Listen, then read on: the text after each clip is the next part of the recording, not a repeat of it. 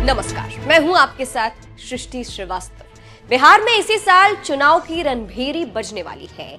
तमाम दल अभी से तैयारी में जुट गए हैं। इसी कड़ी में कांग्रेस भी अपनी युवा सेना लेकर चुनावी बिगुल फूंक रही है। करीब 4 दशक से बिहार की सत्ता से दूर कांग्रेस एक बार फिर अपनी जड़ें जमाने मैदान में उतरी है। बिहार में कांग्रेस को मजबूत करने के लिए पार्टी ने इस बार शादी वाले नहीं बल्कि रेस वाले घोड़ों को मैदान में उतारा है, जो न केवल विरोधियों की टेंशन बढ़ाएंगे बल्कि सहयोगियों को भी थोड़े बेचैन कर सकते हैं, क्योंकि ये रेस के घोड़े हैं कन्हैया कुमार। बिहार के रण में उतरी कांग्रेस। बिहार में कन्हैया की री एंट्री। कन्हैया कुमार की यात्रा, तेजस्वी बेचैन। बिहार में कांग्रेस आरजेडी की बैसाखी नहीं बल्कि अपने पैरों पर खड़े होने की तैयारी कर रही है। इसके लिए वो अपने अभियान पर निकल पड़ी है और शुरुआत हुई है कांग्रेस और एनएसयूआई के नौकरी दो पलायन रोको अभियान से। यात्रा पश्चिम चंपारण के भितिहरवा गांधी आश्रम से शुरू हुई और इस अभियान का नेतृत्व कर रहे हैं कांग्रेस के युवा नेता कन्हैया कुमार और बिहार कांग्रेस के प्रभारी कृष्ण अल्लावरू, जो बिहार में पेपर लीक, रोजगार और युवाओं के मुद्दे को लेकर निकल पड़े हैं। आप भाजपा के लोगों से भी जाकर के बात कर लीजिए तो कहेगा कि पलायन बहुत बड़ा मुद्दा है। जेडीयू के लोगों से भी बात कर लीजिए, हर दल के लोग जब ये स्वीकार कर रहे हैं, हर नेता स्वीकार कर रहा है, हर पत्रकार स्वीकार कर रहा है, हर बिहार का नागरिक ये स्वीकार कर रहा है, तो आखिर उस धरती पर जहां एक से एक ऐतिहासिक चीजें हुई हैं, उस इतिहास की गौरव गाथा से बाहर निकल करके वर्तमान में उस गौरव को वापस करने के लिए कुछ क्यों नहीं होता? जो यूनिवर्सिटी 1907 में बन गई, जिसको ईस्ट का ऑक्सफोर्ड कहा गया, उस यूनिवर्सिटी में टाइम पे डिग्री क्यों नहीं मिल रही? उस यूनिवर्सिटी के पढ़े हुए लोग देश के अलग अलग जगहों पर अच्छे पदों पर सुशोभित हैं। आज उस यूनिवर्सिटी की दुर्दशा क्यों है? नए विश्वविद्यालय क्यों नहीं बन रहे? नया कॉलेज क्यों नहीं खुल रहा है? रिक्तियों को क्यों नहीं भरा जा रहा है? जो शिक्षा ज्ञान की भूमि है, कहते हैं ना, बिहार के बारे में क्या कहा जाता है? ज्ञान और मोक्ष की भूमि है बिहार। तो मोक्ष लेने तो लोग आ रहे हैं गया में पिंडदान करने के लिए, ज्ञान लेने कौन बिहार में आ रहा है? वो धरती जो मनोहर दास को गांधी बना दिया, वो धरती जो बुद्ध को ज्ञान हुआ बिहार आकर के, जहां पे अशोक पैदा हुए, इतनी गौरवशाली परंपरा के बाद आज हम गाली कैसे बन गए? इसकी कोई तो वजह होगी। हम चाहते हैं कि वो वजह ये। कांग्रेस की इस यात्रा का मकसद बिहार में युवाओं और लोगों के पलायन को मुद्दा बनाना है।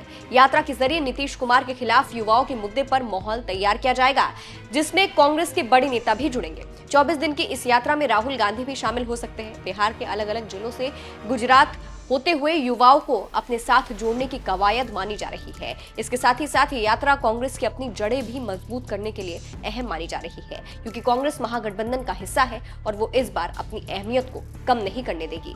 दरअसल बिहार में रोजगार, पेपर लीक, परीक्षा में धांधली जैसे ज्वलंत मुद्दों की गूंज सुनाई दे रही है। यात्रा का आंदोलन, उन पर लाठीचार्ज बड़े मुद्दे बने। ऐसे में कांग्रेस इन्हीं के दम पर अपना नया जनाधार तैयार कर रही है। नौकरी दो पलायन रोको यात्रा के जरिए कांग्रेस लोगों से नीतीश सरकार का फीडबैक भी लेगी, लेकिन बात सिर्फ इतनी सी नहीं है। इसके साथ मंशा ये भी है कि महागठबंधन में कांग्रेस को ठीक ठाक सम्मानजनक स्थान मिले। इसके लिए कन्हैया कुमार के चेहरे को आगे करके बड़ा दांव खेलने की तैयारी की जा रही है। भले ही कांग्रेस कन्हैया को लीड फेस नहीं बना रही, लेकिन कन्हैया बिहार चुनाव में अहम किरदार निभा सकते हैं। इसके संकेत पहले ही मिलने लगे हैं। वहीं कन्हैया के साथ कृष्ण अल्लावरू भी अहम भूमिका में है। आपको बता दें कि कांग्रेस ने फरवरी 2025 में ही कृष्ण अल्लावरू को पार्टी प्रभारी की अहम जिम्मेदारी दी है। सबसे पहले कृष्ण अल्लावरू ने ही कहा था कि घोड़े 2 तरह के होते हैं, एक शादी में जाने वाले और दूसरे रेस के घोड़े। कांग्रेस अब रेस के घोड़े पर दांव लगाएगी। कन्हैया की एंट्री से आरजेडी असहज। साल 2019 के लोकसभा चुनाव में कन्हैया कुमार ने बिहार की बेगूसराय सीट से सीपीआई की टिकट पर चुनाव लड़ा था। इसी के साथ उन्होंने सीधे तौर पर राजनीति में एंट्री कर ली थी, लेकिन बीजेपी के गिरिराज सिंह से हारने के बाद उन्होंने कांग्रेस का दामन थाम लिया था। हालांकि कन्हैया बिहार में कभी ज्यादा एक्टिव नहीं रहे। साल 2024 के लोकसभा चुनाव में कांग्रेस ने दिल्ली में कन्हैया कुमार को कैंडिडेट बनाया था। यहाँ भी कन्हैया जीत नहीं पाए। ये पहली बार है जब बिहार कांग्रेस में कन्हैया पहली बार एक्टिव हुए हैं। चूंकि चुनावी साल में कन्हैया की एंट्री हुई है, तो जिसे आरजेडी के लिए भी सामान्य स्थिति नहीं माना जा रहा है। वहीं कन्हैया को लेकर महागठबंधन के मुख्य नेता तेजस्वी यादव ने भी कभी दिलचस्पी नहीं दिखाई। एक बार तो खबरें ये भी आई कि कन्हैया एक कार्यक्रम में गए थे और तेजस्वी वहां मुख्य अतिथि थे, लेकिन तेजस्वी उस कार्यक्रम में नहीं गए। इसकी वजह कन्हैया कुमार को ही माना गया था। हालांकि आरजेडी ने कन्हैया को लेकर सीधे तौर पर कभी कुछ नहीं कहा। नए चेहरे पर दांव से बदलेगी इमेज। हरियाणा, महाराष्ट्र और दिल्ली के चुनाव एक एक कर कई राज्यों में कांग्रेस की जमीन खिसक रही है। कांग्रेस के कोर वोटर का मोह भंग हो रहा है।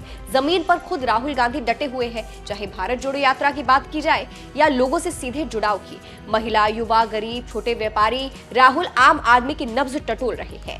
इसी का नतीजा है कि जनता के बीच उनकी छवि धीरे धीरे एक जमीनी नेता और जननायक की बनती जा रही है। लेकिन संगठन में अंदरूनी कलह किसी से नहीं छुप पाती है। नेताओं के बगावती तेवर और महत्वाकांक्षी आचरण कांग्रेस को लगातार कमजोर कर रहे हैं। ऐसे में कांग्रेस अपने पुराने नेताओं को छोड़ इस बार युवा ब्रिगेड पर दांव लगा रही है। इसी के साथ कांग्रेस अपनी स्वतंत्र छवि का संदेश भी देना चाहती है। 8 मार्च को राहुल गांधी जब गुजरात गए थे तो वहां उन्होंने बड़े बदलाव के संकेत दिए थे। राहुल ने कहा था कि जो नेता पार्टी के सगे नहीं, उन्हें पार्टी में रहने की जरूरत नहीं। नेताओं को सीधे तौर पर जनता से जुड़ना होगा, उनकी समस्याओं पर बात करनी होगी। इस दौरान राहुल गांधी ने कृष्ण अल्लावरू के रेस के घोड़े और शादी वाले घोड़े वाली बात का भी जिक्र किया था। राहुल गांधी ने माना था कि कांग्रेस में शादी के घोड़े रेस में दौड़ रहे हैं। राहुल की गुजरात रैली के बाद बिहार में ऐसा पहला मौका आया कि कांग्रेस अपने युवा चेहरों को लेकर आगे बढ़ रही है और कन्हैया कुमार पर पहला दांव खेला है। ऐसे में कांग्रेस की कोशिश कितनी रंग ला पाती है, ये तो वक्त बताएगा। फिलहाल आपका इस पर क्या विचार है, हमें कमेंट करके जरूर बताइएगा। एक बार मेरी मीटिंग हो रही थी, वहां पे शायद मध्य प्रदेश का डेलीगेशन था। एक कार्यकर्ता खड़ा हुआ, कहता है राहुल जी आप एक काम कर दीजिए। मैंने कहा क्या? कहता है 2 तरीके के घोड़े होते हैं, एक होता है रेस का, एक होता है शादी का। कांग्रेस पार्टी रेस के घोड़े को बारात में डाल देती है और बारात के घोड़े को रेस में डाल देती है। आप भाजपा के लोगों से भी जाकर के बात कर लीजिए तो कहेगा कि पलायन बहुत बड़ा मुद्दा है। जेडीयू के लोगों से भी बात कर लीजिए, हर दल के लोग जब ये स्वीकार कर रहे हैं, हर नेता स्वीकार कर रहा है, हर पत्रकार स्वीकार कर रहा है, हर बिहार का नागरिक ये स्वीकार कर रहा है, तो आखिर उस धरती पर जहां एक से एक ऐतिहासिक चीजें हुई हैं, उस इतिहास की गौरव गाथा से बाहर निकल करके वर्तमान में उस गौरव को वापस करने के लिए कुछ क्यों नहीं होता? जो यूनिवर्सिटी 1907 में बन गई, जिसको ईस्ट का ऑक्सफोर्ड कहा गया, उस यूनिवर्सिटी में टाइम पे डिग्री क्यों नहीं मिल रही? उस यूनिवर्सिटी के पढ़े हुए लोग देश के अलग अलग जगहों पर अच्छे पदों पर सुशोभित हैं। आज उस यूनिवर्सिटी की दुर्दशा क्यों है? नए विश्वविद्यालय क्यों नहीं बन रहे? नया कॉलेज क्यों नहीं खुल रहा है? रिक्तियों को क्यों नहीं भरा जा रहा है? जो शिक्षा ज्ञान की भूमि है, कहते हैं ना, बिहार के बारे में क्या कहा जाता है? ज्ञान और मोक्ष की भूमि है बिहार। तो मोक्ष लेने तो लोग आ रहे हैं गया में पिंडदान करने के लिए, ज्ञान लेने कौन बिहार में आ रहा है? वो धरती जो मनोहर दास को गांधी बना दिया, वो धरती जो बुद्ध को ज्ञान हुआ बिहार आकर के, जहां पे अशोक पैदा हुए, इतनी गौरवशाली परंपरा के बाद आज हम गाली कैसे बन गए? इसकी कोई तो वजह होगी। हम चाहते हैं कि वो वजह ये है